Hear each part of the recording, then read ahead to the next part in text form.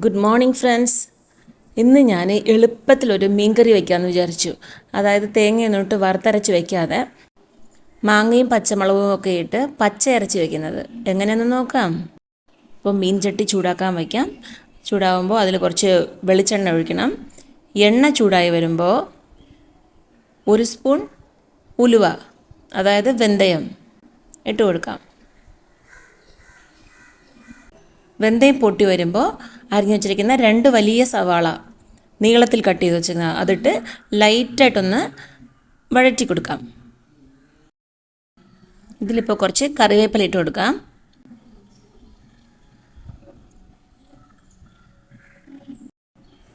ഇപ്പോൾ ചെറുതായിട്ട് അരിഞ്ഞു വെച്ചിരിക്കുന്ന മാങ്ങ, 1 മാങ്ങ ഞാൻ മുഴുവനായിട്ട് എടുത്തിട്ടുണ്ട്. 5 പച്ചമുളക്, 2 തക്കാളി, ചെറിയ തക്കാളിയാണ്. ഇതെല്ലാം കൂടി ഇട്ട് തീരെ വഴറ്റേണ്ട ആവശ്യമില്ല. ചെറുതായിട്ട് ഒന്ന് വഴറ്റി കൊടുത്താൽ മതി.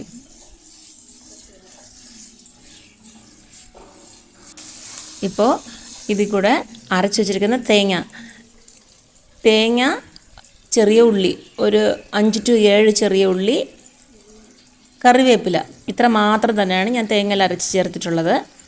അതും കൂടെ ഇട്ട് ആവശ്യത്തിന് വെള്ളവും ചേർത്ത്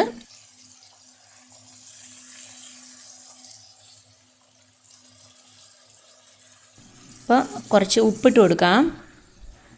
കറിക്ക് ആവശ്യമായ ഉപ്പ്, മഞ്ഞൾപ്പൊടി എന്നിവ ചേർത്ത് നന്നായിട്ടൊന്ന് ഇളക്കി കൊടുക്കാം.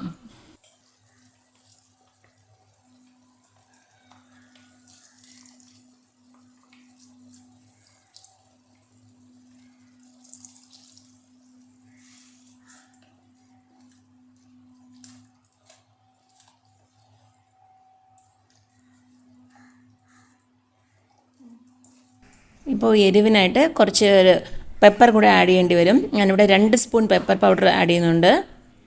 ആൾറെഡി 5 പച്ചമുളക് ഇട്ടിട്ടുണ്ട്. എന്നാലും ഇതും കൂടെ ആകുമ്പോൾ നല്ല മണവും കൂടെ കിട്ടും. നമുക്കിപ്പോൾ ഇതിൽ ഒരു 2 സ്പൂൺ മല്ലിപ്പൊടി കൂടെ ചേർത്ത് കൊടുക്കാം. യൂഷ്വലായിട്ട് പച്ച അരച്ച് വയ്ക്കുന്ന മീനുകൾ, അതായത് നെത്തോലി മീൻ, ഇതിലൊക്കെ ഞാൻ മല്ലിപ്പൊടി ചേർക്കാറില്ല. പക്ഷേ ഇത് മഞ്ഞപ്പാരയാണ് ഞാനിപ്പോൾ ഇവിടെ ചെയ്യാൻ പോകുന്നത്. അത് കാരണം 2 സ്പൂൺ മല്ലിപ്പൊടി കൂടി ഇട്ട് നന്നായിട്ടൊന്ന് ഇളക്കി ഒരു തിള വരുന്നത് വരെ വെയിറ്റ് ചെയ്യാം. ഒരു തിള വന്നിട്ടുണ്ട്. നമുക്കിപ്പോൾ വൃത്തിയായി കഴുകി കട്ട് ചെയ്ത് വച്ചിരിക്കുന്ന മഞ്ഞപ്പാര മീനിട്ട് കൊടുക്കാം. പെട്ടെന്ന് വെന്ത് കിട്ടും. ഇടയ്ക്കൊന്ന് ചെറുതായിട്ടൊന്ന് ചുറ്റിച്ചു കൊടുക്കണം, അത്ര തന്നെയാണ്. ഇതെല്ലാവരും ഒന്ന് ട്രൈ ചെയ്ത് നോക്കണേ, നല്ല ടേസ്റ്റായിരിക്കും.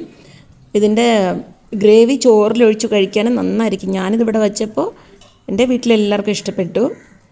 സോ എല്ലാവരും ഒന്ന് ചെയ്തിട്ട് കമൻറ്റ് ചെയ്യണം കേട്ടോ.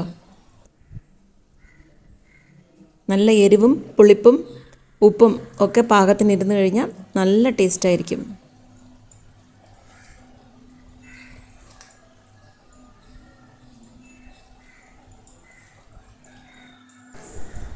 നമുക്കിപ്പോൾ ഇതിനൊന്ന് ചെറുതായിട്ടൊന്ന് ചുറ്റിച്ചു കൊടുക്കാം.